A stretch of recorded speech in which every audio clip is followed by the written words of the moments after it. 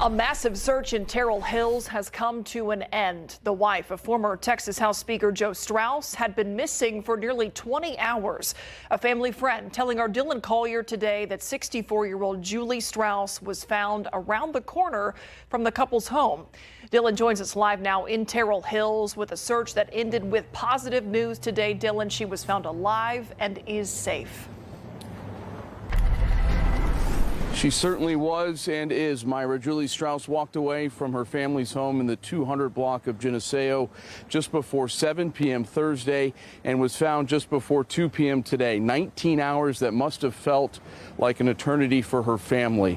Former Texas Speaker Joe Strauss showing obvious signs of relief this afternoon as first responders, family and friends gathered at the couple's property. It was a much different scene just 4 hours earlier as first responders gathered there to receive instructions and then spread out to search for Julie Strauss. The search helicopter circled overhead for hours as resources were brought in from multiple agencies.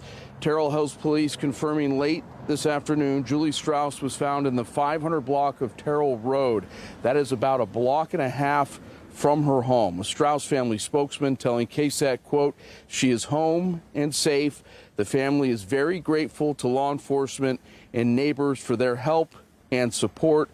Police declining to release additional details about how Julie Strauss was found or what kind of condition she was in, but she was taken from that property in the 500 block of Terrell Road back to her home instead of to a hospital. Reporting live in Terrell Hills, Dylan Collier, KSAT 12 News. All right, Dylan, some good news to report there. Thank you.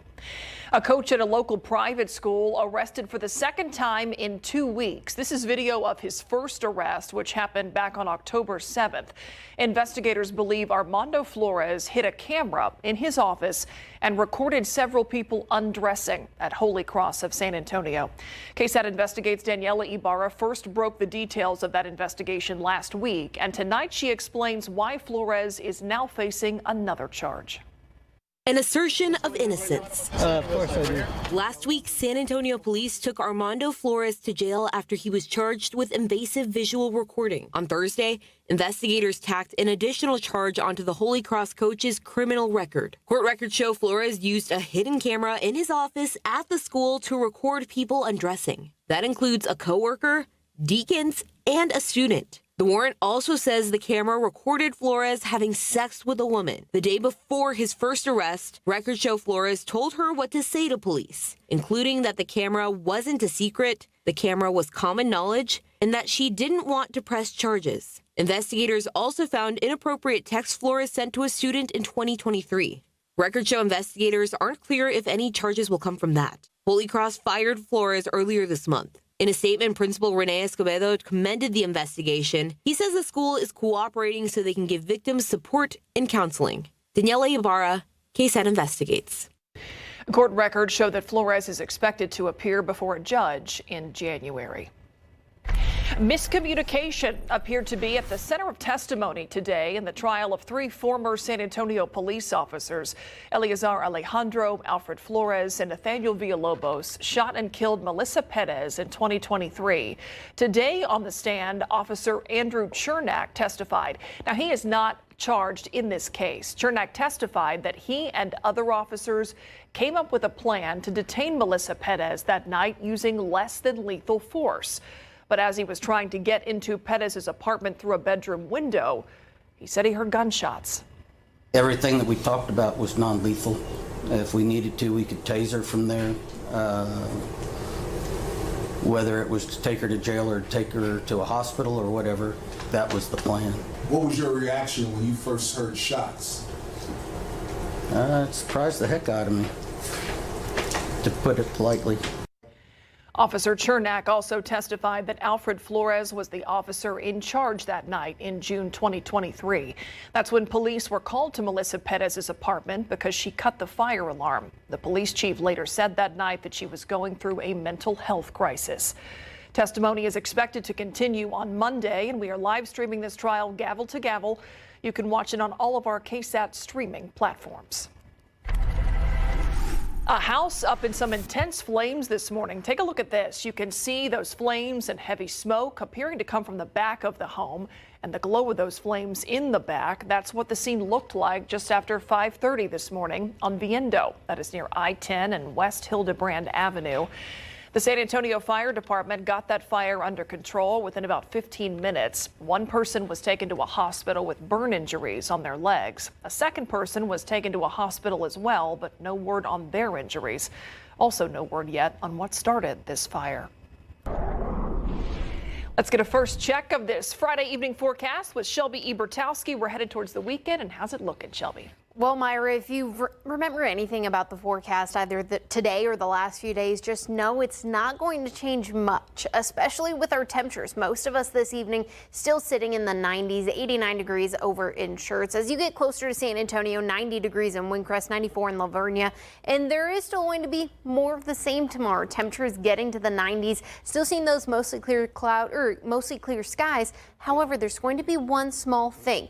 Yes, over the next 5 days, we're still going to see much of the same. Our temperatures waking up in the 60s, peak temperatures between the upper 80s to the low 90s. But there is going to be a few things we're watching. Yes, we're not seeing noticeable rainfall totals or even noticeable rainfall chances. So it is still going to continue to see the drought conditions worsen and worsen. We're still going to stick around with the dry afternoons and the warm mornings. But what we're also watching is some cooler mornings and even a small chance of some rain this weekend. That's why our temperatures on Sunday are going to be a few degrees cooler. I'll talk about what that entails for your weekend forecast and give you an hour by hour coming up in just a bit. All right, Shelby, thank you. A driver hit about 95 miles an hour before a deadly crash on the far west side. And now that driver faces a charge of intoxication manslaughter. This happened at Petrenko Road and State Highway 211 back in February. But Randy Ovalle was arrested just yesterday. That is according to an arrest affidavit. It says that Ovalle ran a red light and hit an SUV. A passenger in that SUV was killed and Ovalle was seriously injured. Investigators say that his blood alcohol content tested over twice the legal limit.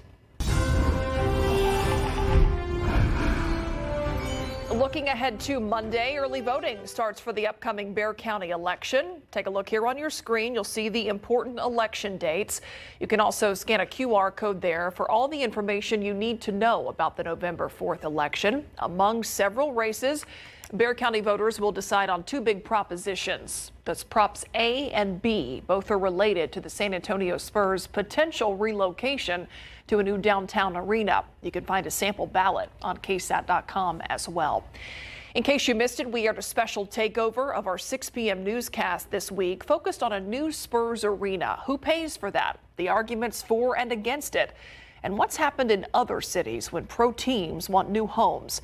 You can watch that special on demand on KSAT.com and KSAT Plus.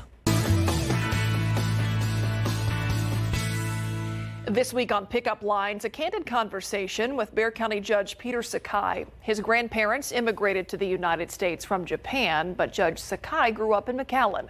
Sakai's family moved to Texas after his father escaped a Japanese internment camp in California following World War II.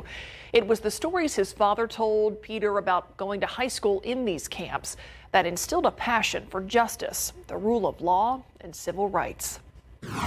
Well, that was one story that my dad made sure I knew. He wanted you to know. He wanted me to know. Now, I'm a baby boomer, and so back in the 70s, at that time, was a lot of controversy and turmoil in our world, Vietnam War. Yeah. And so he and I didn't agree on that. And I, at that time, probably had a lot longer hair than I do now. Really? Yeah, my dad had a crew cut and was pretty much very conservative. But the issue of the internment camp and what he went through as a teenager was something that really embedded me about the rule of law and the Constitution. Judge Sakai also openly talks to our Ernie Zuniga about his long run as a judge in a children's court here in Bexar County, his decision to then run for county judge, and an awkward trip to Fiesta back in 1980, where he met the woman who would eventually become his wife.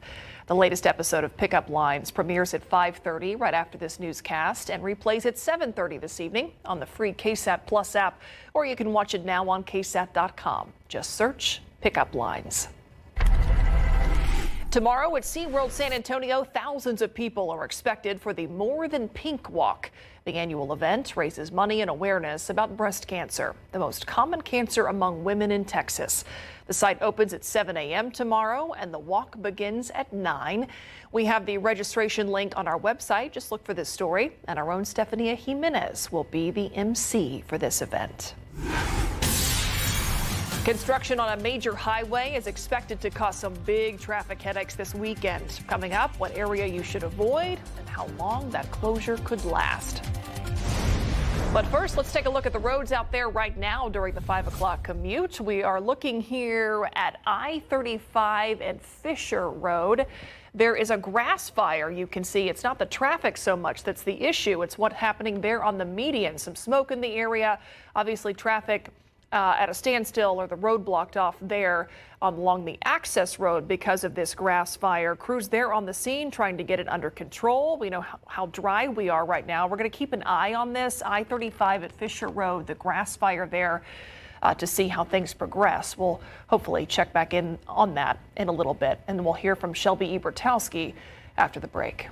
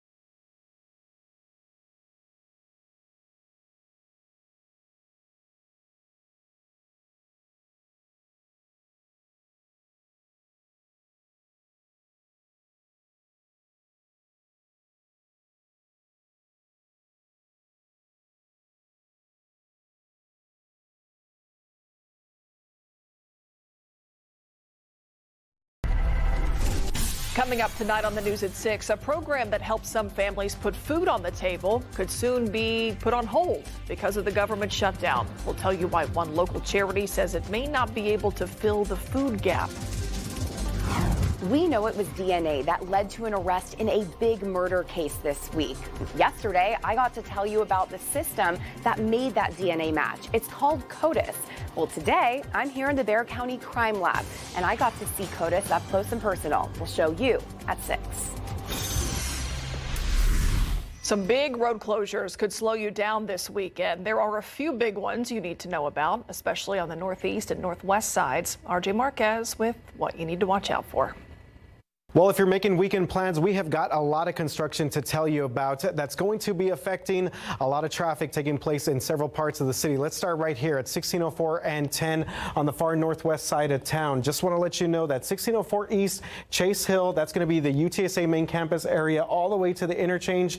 That will be closed for construction, and that is taking place on Friday night, late Friday night around the 8 o'clock to 9 o'clock hour. Also being closed, 1604 West, Northwest Military to the intersection as well. This closure will also include both directions of 10, alternating main lane changes for all of our folks on the far northwest side of town. Now, hopefully this wraps up by Sunday morning, Sunday afternoon, but again, stay with KSAT 12 to give you more updates on what's going on the northwest side of town. That's going to be affecting the Rim and the La Cantera area. The northeast side also going to be very busy. We have ongoing construction that will start also late Friday night, the 8 o'clock, 9 o'clock hour, and this one will for sure extend to early Monday morning, so right before rush hour traffic on Monday morning. I-35 South, the Forum Parkway, that will be closed basically to this one interchange, loop 1604 east and west, both directions right here. So you're basically going to have to exit before you get to the interchange. You could take parts of Evans Road, Lookout Road as well. Pat Booker Road is a potential option as well for all of our drivers on the far northeast side of town. We have both of these construction closures, these traffic closures, these articles on our website, ksat.com. Make sure you stay safe on the roads and have yourself a good weekend. As long as you're not stuck in traffic. All right, look outside with live cam. We are geared up for the weekend, but we're still waiting, Shelby, on that fall feeling. And I mean, if you're stuck in the traffic, you can always roll the windows down. It's a beautiful evening, low humidity, maybe blast that music this evening.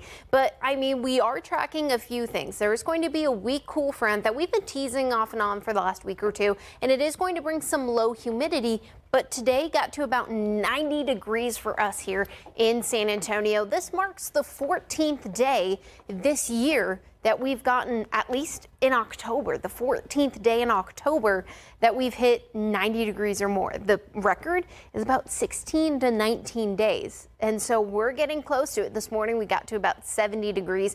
And the reason we've seen the same weather pattern over and over again is because of that area of high pressure that's just been sitting and camping in most of the country. And that's been the main weather maker. We've seen not really any sort of pattern, but what we've been watching is that low pressure system to the north. That's been allowing for a little bit of some cooler air to dip into portions of the country, but what it also had is a weak frontal system associated with it, and that's already making its way closer to Texas as we speak. Now, it is going to be a weak cold front, and really the only difference is maybe a quick shower or a quick sprinkle on Saturday, but you'll really feel it on Sunday. We're talking that low humidity, temperatures waking up still in the 60s, but peak temperature for some folks are in the upper 80s. So we are still going to be a few degrees cooler, just not necessarily the traditional cold temperatures that everyone wants and knows by the time we get to October. Now, like I mentioned, that humidity is still going to be lower on Sunday, but Monday and Tuesday it jumps back up because it's Texas. We're known for having some humid conditions. But here's a look at that futurecast I was talking about. As we go throughout the next few hours, expect still that cloud coverage to really persist. Maybe a few coastal showers starting tonight into tomorrow morning. But that cold front is just to the north. And with most cold fronts and cool fronts, there are some leading showers and storms that are possible with them. But for us in San Antonio, I wouldn't really expect any significant thunderstorms. If we see any of these showers really push into San Antonio, maybe a quick sprinkle, maybe a quarter of an inch of rain at most. And even then, most of the rain is going to be well out of our area as this cool front really starts to dip down. Might see some sort of showers try to respark tomorrow about 10 p.m. But we'll continue to keep you posted on the latest, especially because after this cool front moves through, we start to see some of that drier air feed in. Those beautiful clear skies persist as we head into Sunday and Monday. And really, no rain chances expected for us in San Antonio, although some folks near Houston and even near the coastal plains might get some of that residual moisture, so they might get a little bit more of that rain. San Antonio, if we see anything, maybe a quarter of an inch, but most of the country near St. Louis up to Chicago, that's where they're going to expect most of the moisture associated with this cold front. And sadly, that's our only chance of rain. Here's the look at your extended day forecast. Yes, that is still a 10% chance, but it's really the only rain chances we're expecting. Especially with our temperatures still being in the 90s, we have a chance to be near record-breaking heat tomorrow, which is something that October you normally don't tend to hear. Still seeing those sunnier skies persist on Sunday and Monday. Starting to see some breezier winds associated with the behind the cool front as well in the backside of that low pressure system. And even taking a look at the rest of the week, next week, waking up still in the 60s, peak temperature in the 90s, a little bit of chances of some sort of cool front teasing on the horizon. But really, Myra, the only forecast that's different is really Saturday with the rain chances. All right, Shelby, thank you. All right, let's go live out to Larry for some Friday Night Lights coverage, kicking things off with a matchup, Larry, at Southwest Legacy Stadium that just has a really cool name. Yes, the Fire and Armor Bowl. That is a fantastic name for this series between Southwest Legacy and Southwest. You know, frankly, this is the Super Bowl for these two schools, two of the best in the area coming up. We're going to hear from both sides as they get ready for this huge district matchup coming up right after the break.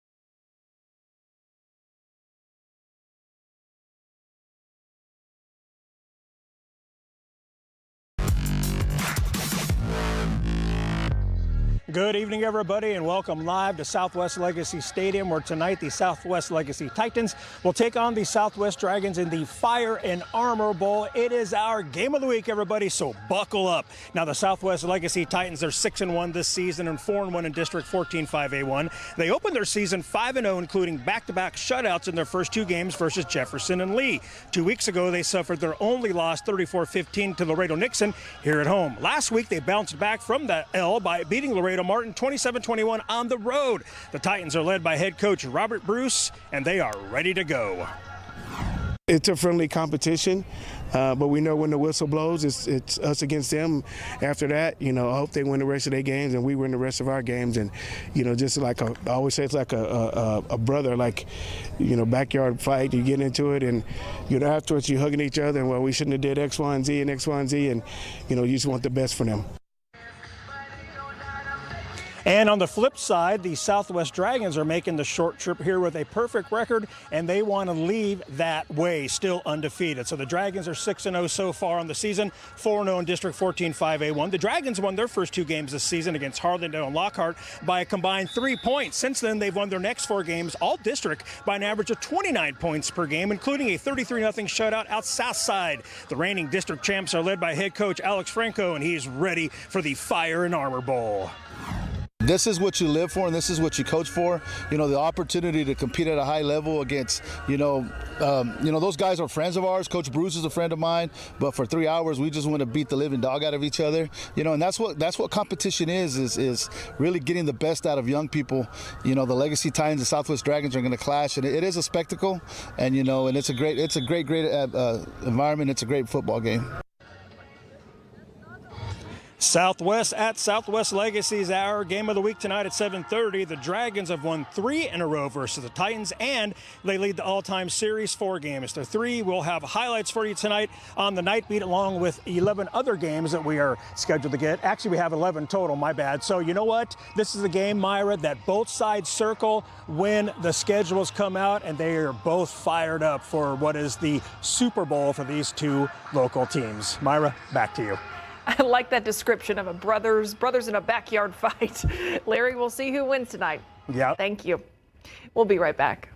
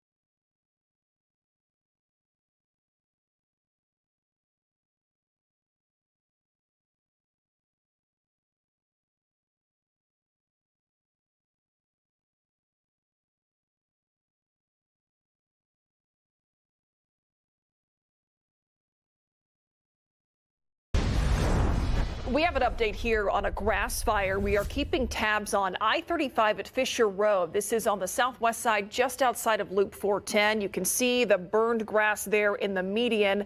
The access road traffic has now been reopened, and you can see cars are moving there. Looks like it's down to one lane, though, just through this area.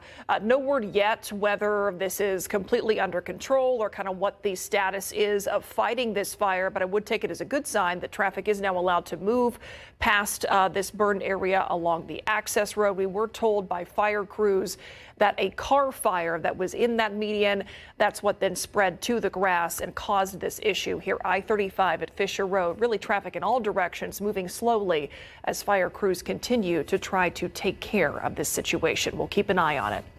Here's a look at what's coming up tonight on ABC's Primetime at 7 o'clock. Celebrity Wheel of Fortune. At 8, it's 2020. And in tonight's episode, an ex-deputy who is serving a sentence for his role in the murder case of a South Carolina father is speaking out what he had to say. And then followed by that, you'll have the Night Beat at 10. 93 degrees expected to be your peak temperature Saturday with a slight chance of a quick shower or two, but otherwise more of the same for the weather.